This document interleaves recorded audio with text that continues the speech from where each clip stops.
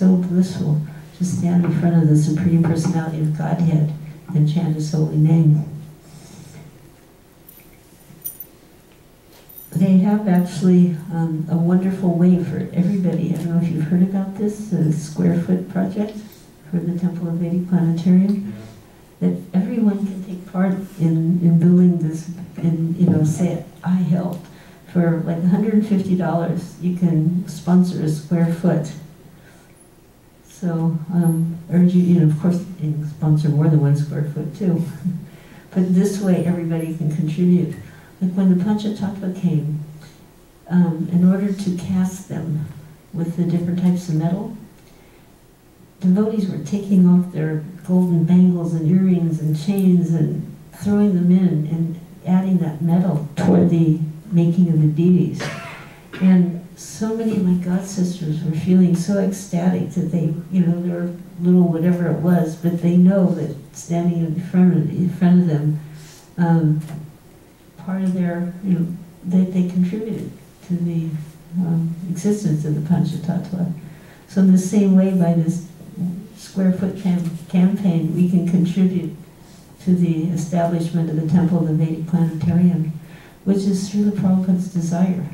He gave the instructions for this temple, how it should be built, how tall it should be. It's like 360 feet tall. It's like humongous. It's almost 40 feet. 40 stories, something like that. Very big. But that was Prabhupada's dimensions. Just like for the Panchatattva, he wanted them, and he said how tall they should be, 7 feet. For Sri Sri Radhamadava, he said how tall they should be. Prabhupada could be very precise because he was constantly associating with Krishna. So he saw things through Krishna's eyes. Or not through Krishna's eyes, but through his eyes he saw Krishna and was giving us the information. He established primary schools, gurukuls, to provide education and the principles of devotional service. He founded the Bhaktivedanta Institute, sometimes known as the BI, to advance Krishna consciousness within the scientific community by engaging serious academics in the consideration of the science of self-realization. And one such young man had graduated, Mr. Singh had graduated and got degrees and honors in his PhD, and he met Srila Prabhupada and began associating with Srila Prabhupada's disciples and hearing from Srila Prabhupada. And within a relatively short amount of time, this Dr. Singh became His Holiness Bhakti Swarup Damodar Maharaj.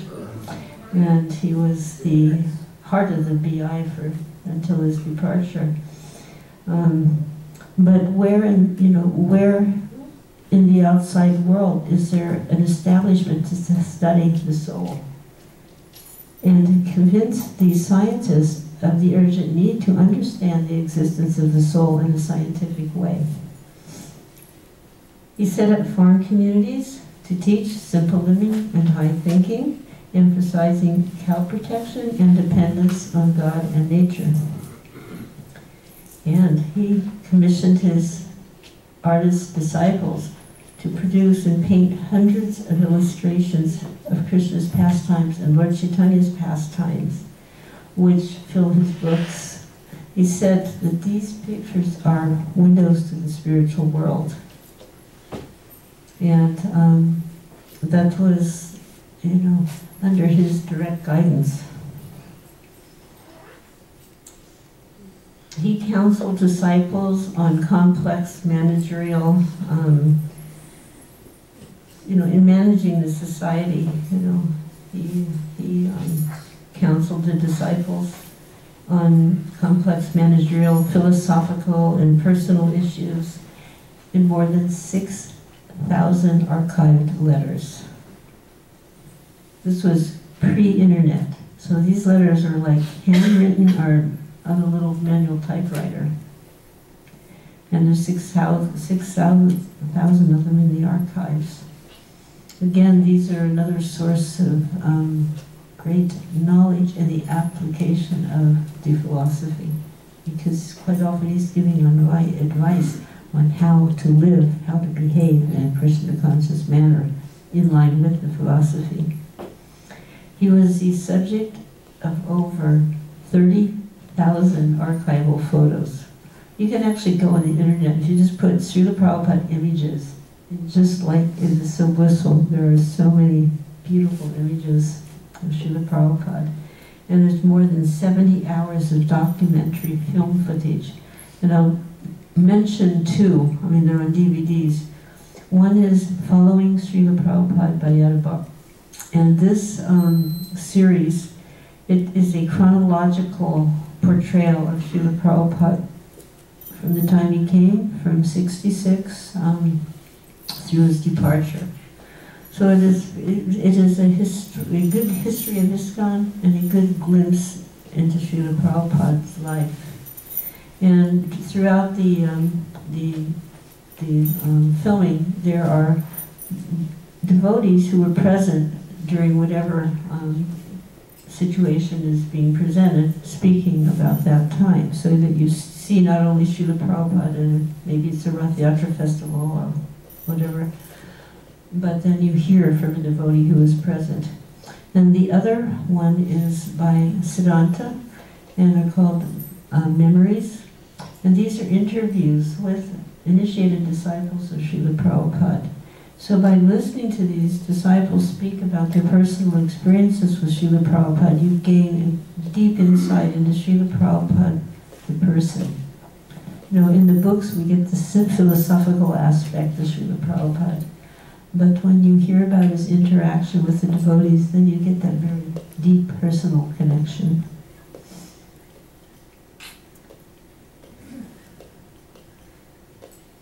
He wrote approximately 70 books on the science of Krishna consciousness. How could he do this? When he came to America, he only had the first volume of the Srimad Bhagavatam in 3 parts. So that means between the time he arrived to his departure, 70 books were published. So he did that in part because he was able to do this in part because he slept very few hours. And he was very disciplined in his time. So in the wee hours of the morning, when most of us would still be blissfully in the deep mode of ignorance, he would be up translating and speaking his purports. And dozens of prominent scholars and educators from leading university have praised his works. In many places now they use his books as part of, in like comparative religion classes, for example, or classes on Hinduism. They're using Srila Prabhupada's books. And the Encyclopedia Britannica, that's kind of like, the summum bonum, the top layer of encyclopedias.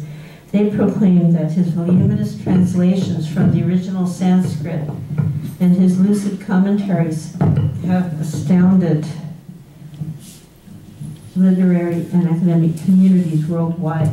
And this is even more amazing when you consider that Srila Prabhupada was doing all of this in the English language.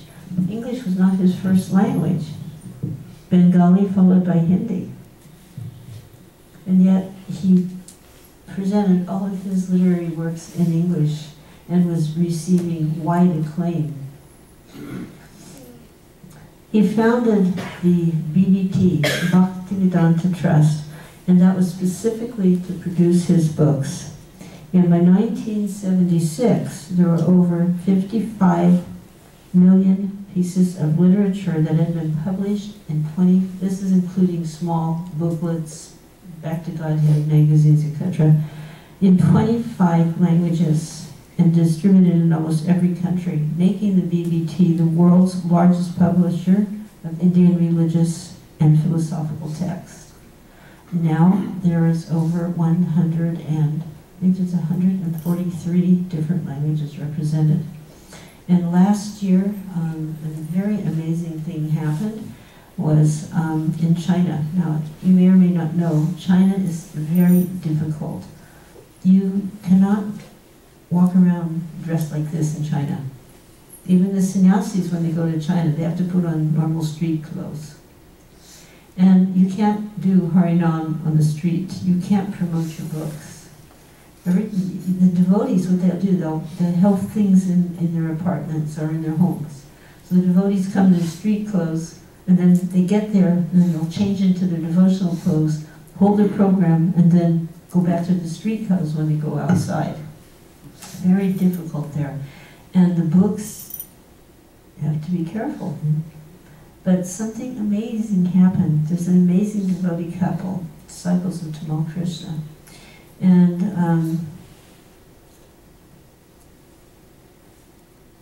the lady is Oriental, the husband is Western. But they're a dynamic couple dedicated to the pursuit of Krishna consciousness and spreading Krishna consciousness in China. So she came from an educated family, and using her own education and the contacts she had through her family, she's one of the top translators. And somehow her and her husband convinced the Chinese government to print the Srimad Bhagavatam, the entire set, in Chinese. Because the Chinese government controlled whatever books were printed. So not only did they agree to print, the government is printing and paying for the books. And they told Chanava that whenever she translates, they will print. It's amazing. Even though they have to be careful and hide their activities, it's ironic, the government is printing the books. So the BBT is the world's largest publisher of religious and philosophical texts from India. And just as interesting information, at one point in the printing of the Bhagavad Gita as it is, in India, they required 76 train cars to ship the paper for this one printing. So Srila Prabhupada's vision of inundating the world with transcendental knowledge was not just a dream, but it was something he practically instituted. And he made the BBT a separate enterprise from ISKCON. So in case anything ever happened to ISKCON, the printing of the books could continue. Yeah. Now, one of the incredible aspects of the history in ISKCON was the printing of the Chaitanya Charitamrita, which is 17 volumes. Srila Prabhupada had completed the manuscript, and it was sitting in an almar in a cupboard, and in his words, collecting dust. He said, I have not translated these works to collect dust. I want them printed. So they talked about it, and they said, okay, we can probably do 1 or 2 a year, 1 or 2 volumes a year. And Prabhupada said, 1 or 2 volumes a year? He said, I want all 17 published in 2 months. So, out of the mouth of the babes, his young disciples, impossible! Whereupon Srila Prabhupada uttered the infamous lines, now like, impossible is a word in the fool's dictionary. So then Rameshwar and Vadaballabha and they were on a morning walk. They looked at each other and they pulled away from the walk. They huddled together, started discussing, this is what he says. I mean, we have to do it. How can we do it? We can't say it's impossible anymore, but how can we do it? But, you know, if you really want to do something to serve Krishna and the pure devotee, by that desire, by that pure desire, Krishna, what does he do? He gives you the ability. I am the ability in man. It comes from Krishna. So the pure devotee's desire wasn't self-centered. It was for the mercy of distributing knowledge of Godhead, for giving some relief to the impious people of this world. So they came back, they had a plan, and they came back and they said, okay, Srila Prabhupada, And that day, they didn't wait till the next day, they started putting together what we nowadays call teams. You know, not the word team is a big word nowadays. You know, everything is team this, team that. But really, this was an incredible, highly evolved example of teamwork. And it was going 24 hours a day. Now, I know Walmart is 24 hours a day, and other places are 24 hours a day. But usually devotees, like, they crash at a certain point, go to sleep, and get up in the morning, hopefully. This was a 24-hour day, non-stop, and it was done in such a way that each person who had a very particular thing, like you were translating, you were transcribing, you were typing, you were typesetting, whatever that person was doing, that group of person, there would be other devotees there bringing their prasadam, doing their laundry. If they had children, they would be taking care of their children. And when one shift would end, the other person, the chair never was vacated, you know. I'd be sliding out, the other person would be sliding in. They were focused, I mean, seriously focused on this accomplishment. And when I talk to devotees who have taken part in that amazing activity, they felt they were living the Chaitamrita. It was alive for them. They were part of Chaitanya's mission. And it happened in 2 months. The artists, they were painting, and the paintings would still be wet, and the photographers would be photographing, taking the pictures to get them, you know, put into the books. And it's very interesting. You know, quite often people who are artistically inclined, there's a little pride, you know, a little ego there. You know, this is my work. You know, they paint their names at the bottom. If you look at the pictures of the Chaitanya Chaitamrita, you'll see no names on the bottom. Why? Because they were assembly lined.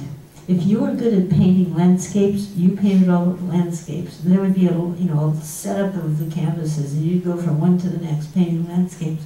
If you were good at painting houses, you know, little thatched roof house, you put those in. If you were good at painting bodies, you made the bodies. If you were good at painting the extremities, like the fingers, you know, and hands and toes, you did that. If you were good at faces, you did that. If you were good at the skies, you did that. So in each way, whatever a person was excelled in, they did that part. And they put aside their egos. For some of them it was hard. They were accomplished artists already. They were used to having their canvases acknowledged and, you know, glorified.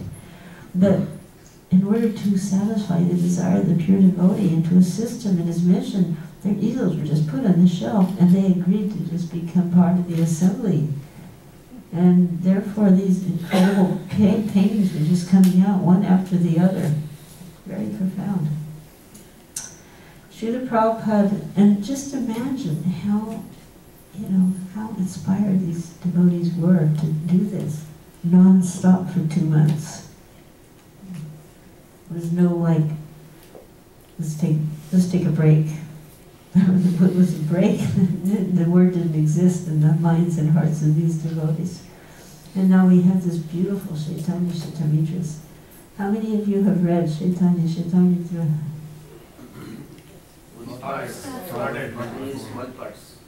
How many of you have all of them in your home? Okay, a few of you. Well, the ones who haven't raised your hands, when I come back next time, I want to see those hands raised. I mean, this is the life of of devotional knowledge. It's the life, the heart and soul of the Sankirtan movement, Lord Chaitanya's movement. So we don't want to just be following blindly. We want to know, what is it we're doing? Why are we doing this? So we want to dive deeply into the Chaitanya Chaitamrita and really understand what is Lord Chaitanya's mood and message and mission. Srila Prabhupada circled the globe 14 times, visiting 24 countries, teaching, inspiring his followers, making countless public appearances before multitudes of people. He was on television, he was on radio shows. I remember when he came to San Francisco in January of '67. We had made this little storefront, invited him, he came, and in fact that was the first time he flew on an airplane, was coming from New York to San Francisco. So there was a person, radio was more prominent in those days. And this one personality, he had a show where he would have live guests every day. And guests would come on and speak, and then, you know, people could call in and speak to the guests. Now the thing is, this man was sometimes a little sarcastic. I mean, he could be a little rude to his guests, you know, but it was part of the show. But we were thinking, you know, because he had a huge audience, should we put Prabhupada on this or not, you know? So we asked Prabhupada, and Prabhupada said, you know, it doesn't matter if we'll go, because if they just hear Hare Krishna. So brought Prabhupada there, and the rest of us were at home, and we were by our phones, because we knew there would be the part where you could call in. So Prabhupada spoke, and then the man says, now we're going to listen to, you know, hear what the callers have to say. And the first one was Gargamuni, and he goes, Swamiji, what's the meaning of Hare Krishna? Prabhupada answered, you know. And the next one, what is the meaning of, you know, Krishna consciousness? And so after about 3 calls like that, the man said, it seems like all these callers are your followers. Let's see if we can hear from somebody else. So then this lady goes, Swamiji? Yes. So Swamiji, you came over on a boat? Yes. He goes, and you had free passage? He said, yes. So you were a freeloader? Prabhupada said, yes. Now, I mean, this is a really rude, it was a very, you know, mean-spirited thing. Freeloader is not a nice, but, you know, he didn't pay for his ticket, it was free, so he was just being like, yes. But the radio host, who normally encouraged sarcasm and was sarcastic himself, when he heard that, he said, well, we've had enough of her, and knocked her off the air. So Srila Prabhupada even melted his heart. He skillfully managed the International Society simply through letters and personal meetings, virtually hardly ever using a telephone. And in those days, a telephone meant this big plastic box with a wire plugged into the wall. You know, we didn't have these convenient little things that we have now. I haven't heard the lecture, but I like the title. The lecture was when apples and blackberries were still fruits. So, what else was the title of a recent lecture? We didn't have these things, you know. We managed through writing letters, therefore there's over 6,000 letters, and personal meetings. And in doing so, all of this was accomplished. One devotee, Mahatma Das, when he met the devotees, he was still a student, and he was a student of business, and he was really interested in business management. So he wanted to just know, how does this person manage this international society? And it happened, he got to attend a darshan where there was going to be many temple presidents and sannyasis. So he was pretty excited. He was going to see firsthand how this person managed, and he was thinking, maybe I'll learn a new technique. So he's in the back of the room. Srila Prabhupada began speaking, and he realized that he was preaching. And for the whole darshan, he was preaching. And at the end of the darshan, he understood that this was how he managed. And he managed by preaching Krishna consciousness. Now, Srila Prabhupada ki jai. So,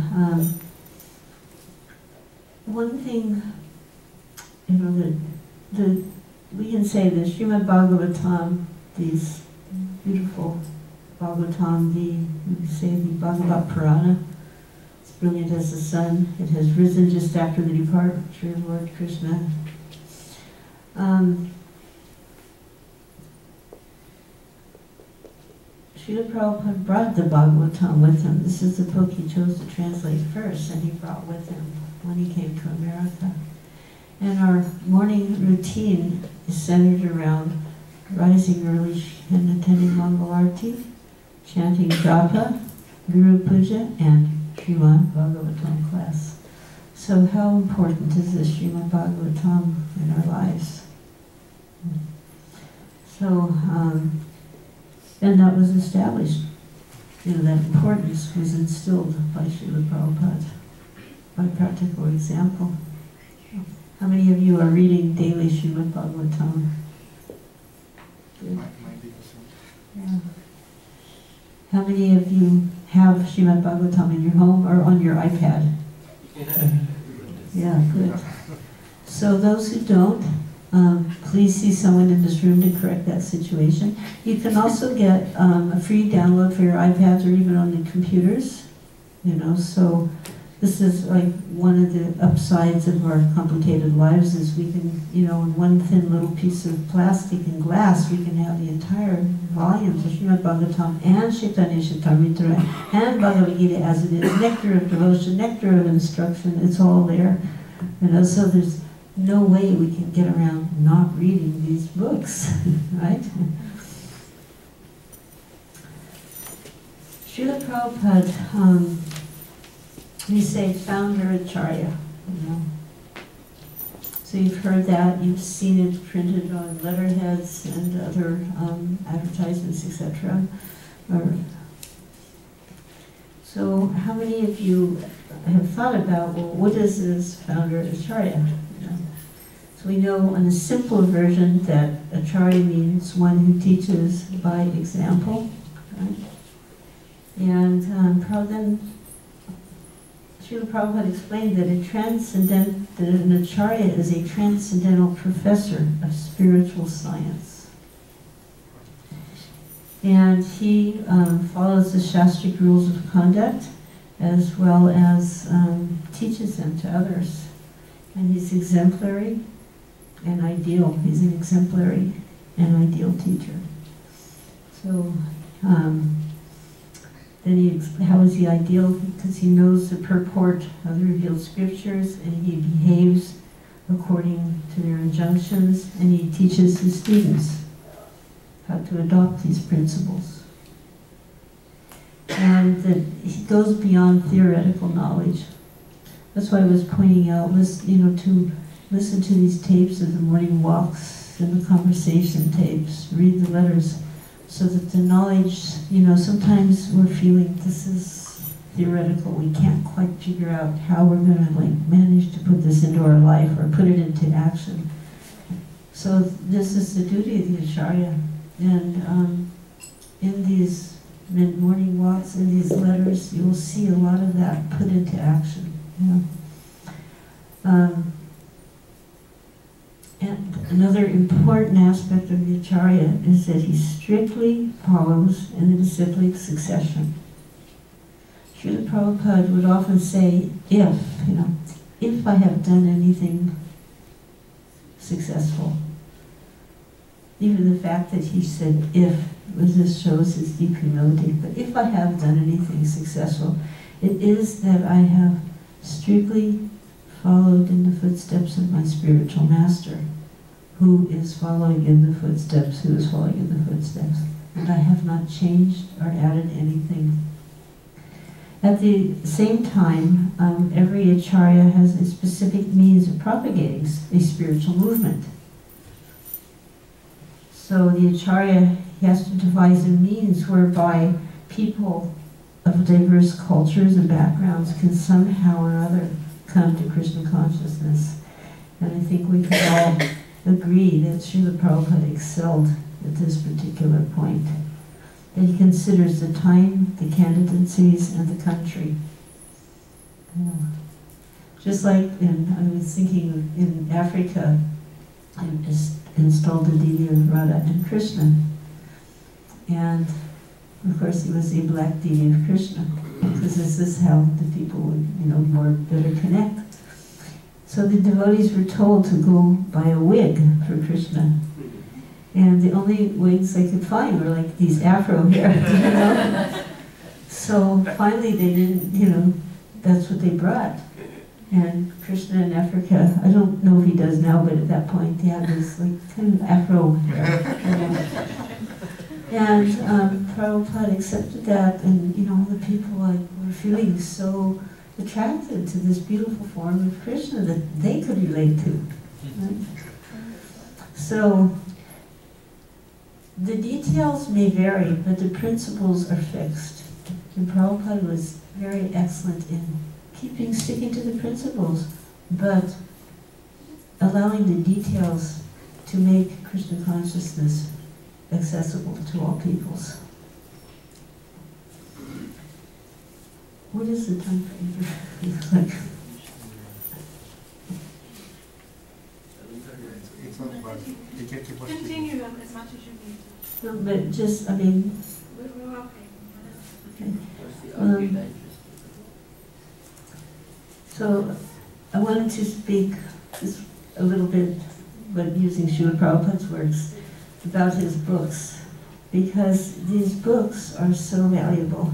We come and we go. Prabhupada said, you know, you can stand on the street corner and preach or speak to somebody for so many minutes, and you go away, in 10 minutes they'll forget it all. But if you give them a book, they will have it forever. You know? And he showered more mercy and compassion on the misguided living entities than we ourselves could ever fathom. In March of '72, he wrote a letter to Hayagriva, and this letter only came to light a few years ago. It's not in the archives yet.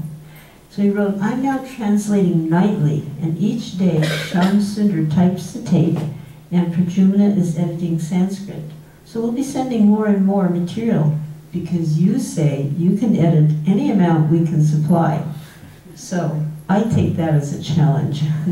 And I shall try to see if you can keep up with me.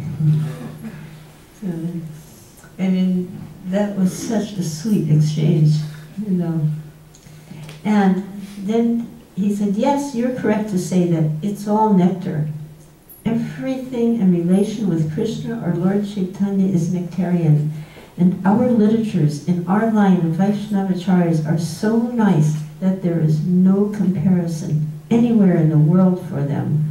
So I want that my disciples like you and others, that means all of us, should take this task very seriously to give the world access to these great treasures of Vaishnava literature by producing innumerable books and small pamphlets, so that the so that the force of literary influence, this was his words, the force of literary influence will change everything and save the people from their miserable and corrupt status of life. He said in a purport in the Chaitanya Charitamrita that the attitude of the karmis is always one of giving up the conclusion of pure Vaishnava understanding, because karmis are very much attached to the world and materialistic values and activities, so they always try to establish atheistic principles that are contrary and opposing the understanding of the Vaishnavas. Therefore, it is the duty of the authentic Vaishnavas to disregard such distractions while carrying on Lord Chaitanya's Sankirtan movement. Lord Srila Bhaktisiddhanta said, in doing so, without doubt, we will disturb the influences of Maya, and this is necessary for success. You know, if we go around and telling people, oh, that's okay, that's, you know, they're doing all these abominable things, oh, it's okay, don't worry, you know, and we just let them go out of their ignorance, you know, we're not really doing them a favor. Not that we have to come and, you know, of course sometimes, I was going to say, not that we come and hit them, but actually I just read an interesting point Bhakti Siddhanta said, there are some people, the only way you're going to learn is by beating them over the head.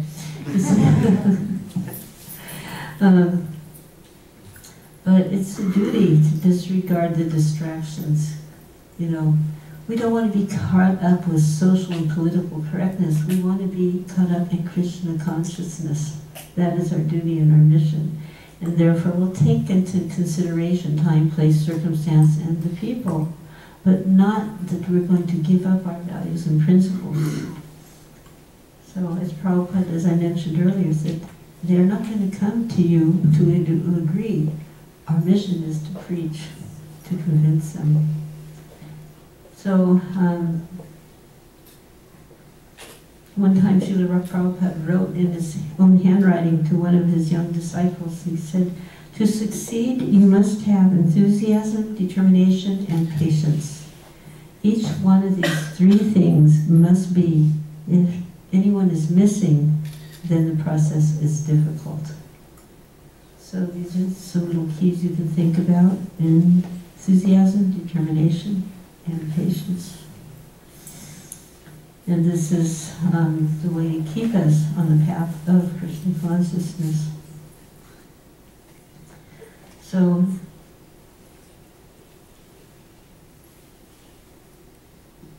I can give a few anecdotes or some little Prabhupada stories in order to maybe understand a little bit more about him, the person, Prabhupada.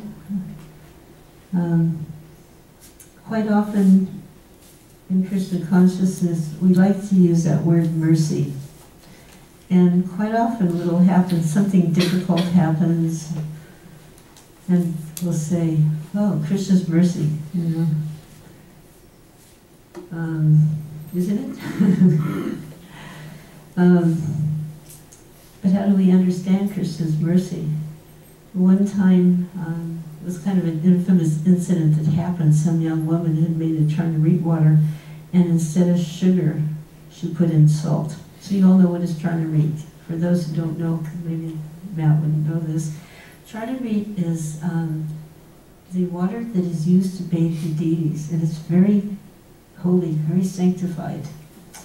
And a little sweetening, a little sugar or honey is put in that, and sometimes yogurt is used in the deities too. So it's a very pleasing preparation. And in the morning, when we greet our deities, and everybody gets a few drops of that charnarit, and it's just very pleasing. But it's also spiritually powerful. Yeah. So the name Amrit means sweet. So Prabhupada went up to get the charnarit, and they would give it first to him before anyone else took it. And he tastes it, and he goes, "Who has done this?" And so the girl, he said, "There's salt in it. Who has done this?" And this girl giggled, and Prabhupada looks, he says, "Why have you done this?" And she blurts out, "Oh, it's just Krishna's mercy." And Prabhupada said, "No, this is nonsense. This is Maya. Don't blame Krishna for your mistakes." So, he was very tolerant.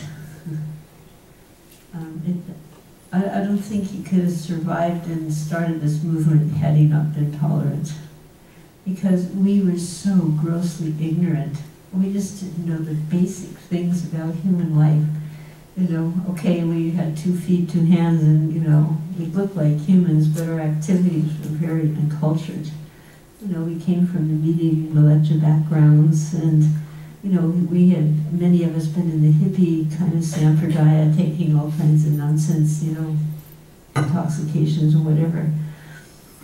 So we didn't have a culture or background of Vedic lifestyle. We didn't really, even our idea of cleanliness was not very clean, I mean, you see in America, in the bathroom sometimes, don't wash your hands before you leave. I mean, the very fact that you have to put a sign to tell people to wash their hands after they go to the bathroom, it's like kind of telling about the lack of culture here, to wash your hands and rinse out your mouth after you eat, This kind of stuff just wasn't part of what went on in our lives.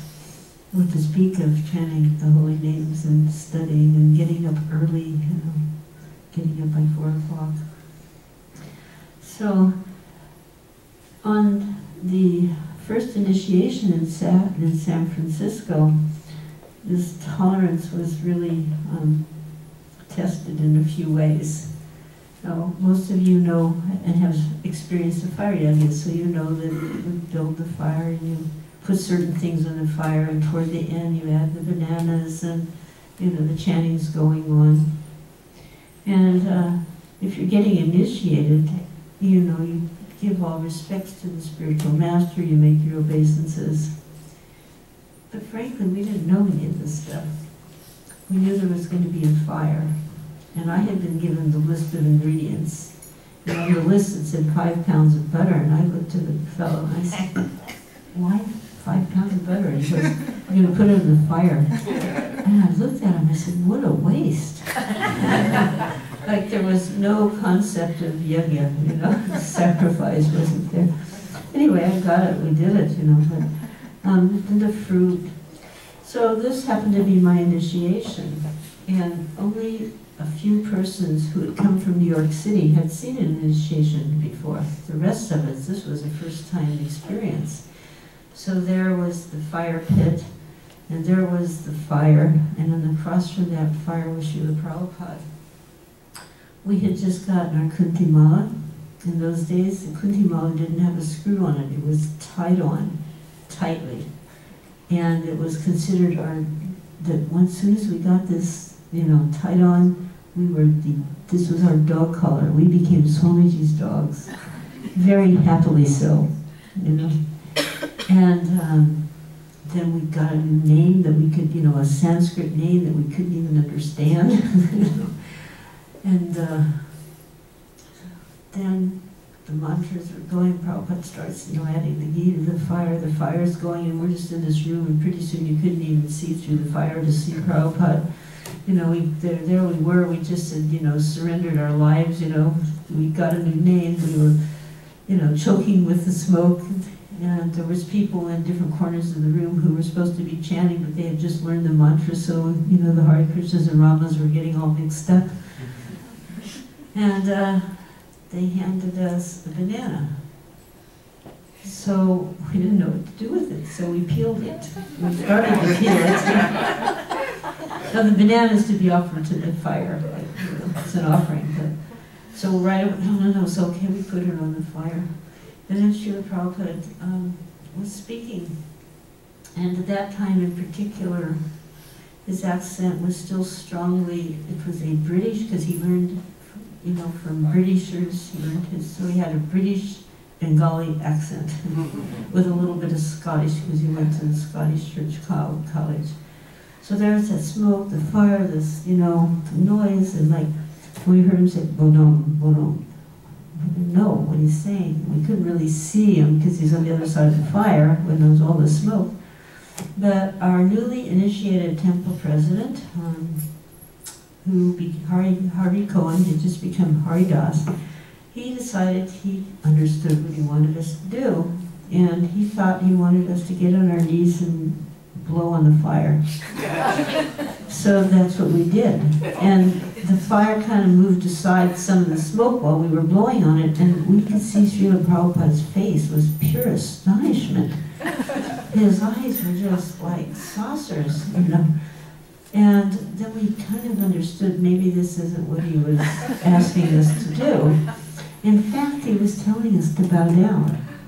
He shouldn't have had to tell us that at that point, but because we were so green, so raw, so new, everything had to be told to us. But even that one, we didn't get it. So when he saw how hopeless we were, he just picked up the kartals and he began kirtan. But he didn't chastise, he wasn't upset, he was tolerant. You know, later after it was explained what we should have done and, you know, and why. Sometimes there were, you could be humorous in trying to solve problems. One of the big problems was getting him a permanent visa to remain in America. And so I remember we were down in Los Angeles, you know, Shamsundar was carving Lord Jagannath, and we were having a little huddle about, you know, what to do about this visa problem. And he looks up, and the two devotees who were starting the center there, Dayananda and Nandarani, he goes, maybe Dayananda or Nandarani can adopt me. I can be their slightly older son. I mean, they were in their 20s.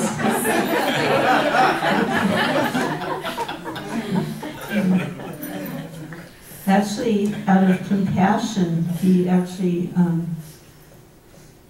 there was a young devotee who had a really horrible start in life. Her mother, at least her mother didn't abort her, but she did walk out. She didn't want the girl.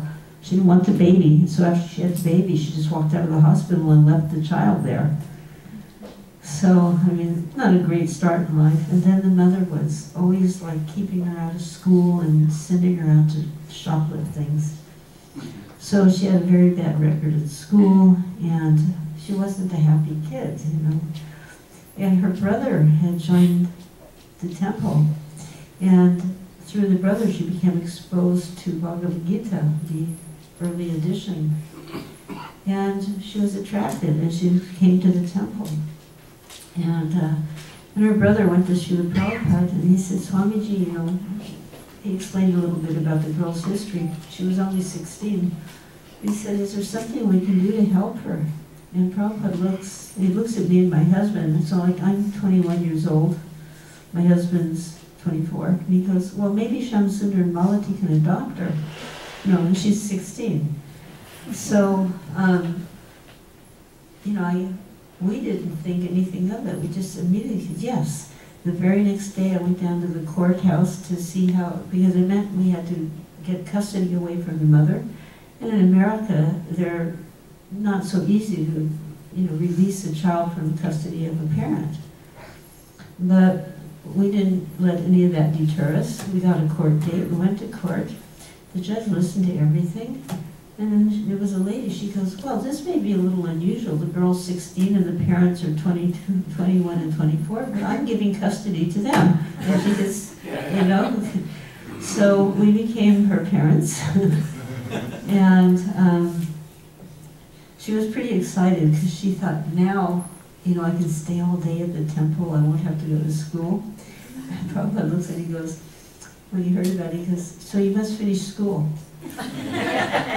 And she was, you know, so she was going to school, and I had to get her into school was like not easy because she had such a bad record from her previous, you know, times in school.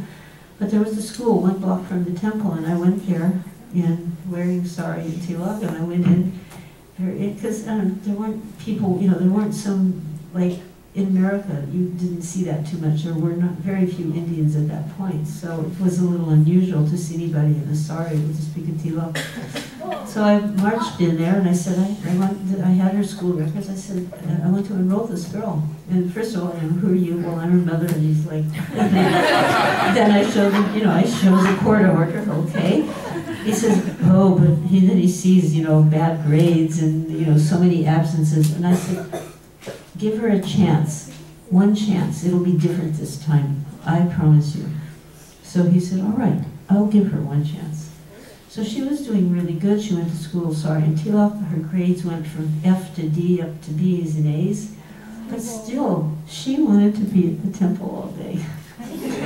And Prabhupada was coming very soon. So she was thinking about one thing.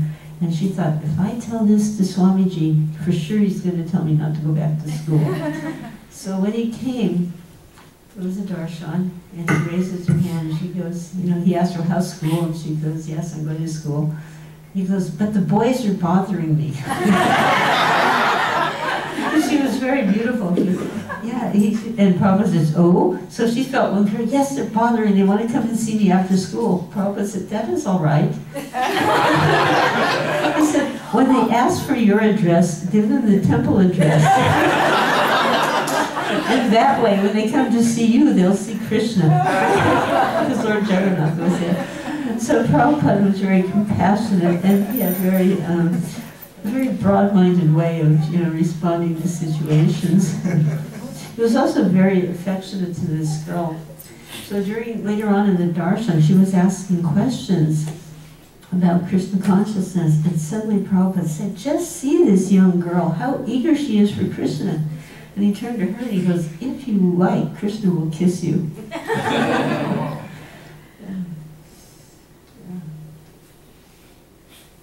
One time, my god sister Danishta asked Srila Prabhupada how to get more of his association.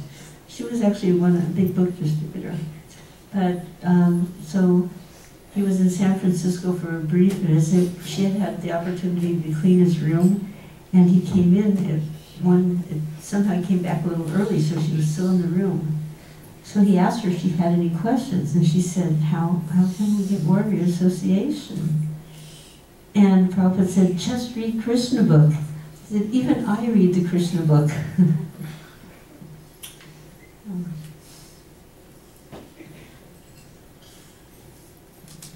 Srila Prabhupada was always very appreciative of whatever effort his students would make.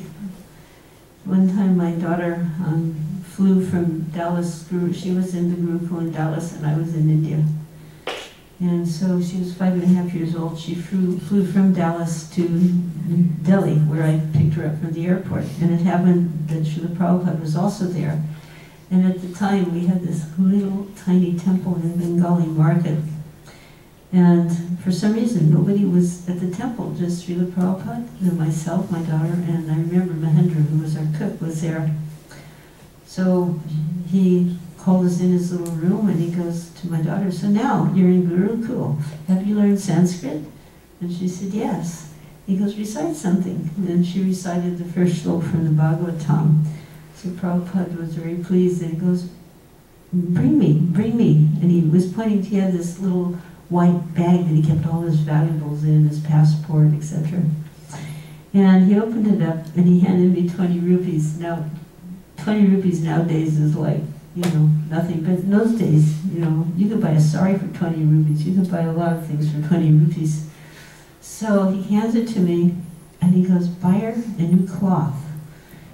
And I said, I can't take, you know, I was like, I can't take this from you. And he goes, no, I am telling you, buy her a new cloth.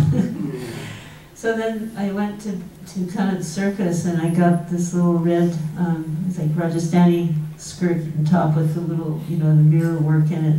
There's actually a picture of her putting a garland on Srila Prabhupada wearing that skirt that Srila Prabhupada paid for.